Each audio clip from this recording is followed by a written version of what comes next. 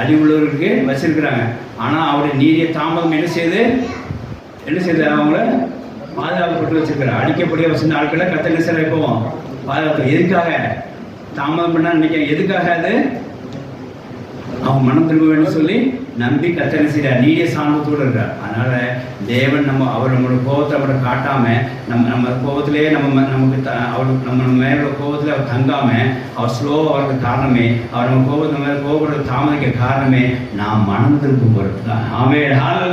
அவர் timing கொடுக்குறார். இந்த மாதிரி நான் ரொம்ப கோபத்தில் ரொம்ப ஸ்லோவாக இருக்கேன், மனம் திரும்ப அப்படிங்கிறார் தேவன். அவர் சொல்கிறார் நான் கோபத்தில் ரொம்ப ஸ்லோவாக இருக்கேன், மனம் திரும்ப அப்படிங்கிறார். அப்புறம் கோபத்தில் தங்கிவிட மாட்டேன், ஒழுங்காக மனம் திரும்ப அப்படிங்கிறார். மூணாவது நான் கோபப்பட தாமதிச்சுட்டு இருக்கிறேன், நீங்க சாந்தமாக இருக்கிறேன், மனம் திரும்புகிறார். ஹல்லேலூயா. இதான் அவருடைய கோபத்தில் உள்ள அவருடைய பண்பா. ஆனால் நீ மனுஷனோட பண்பு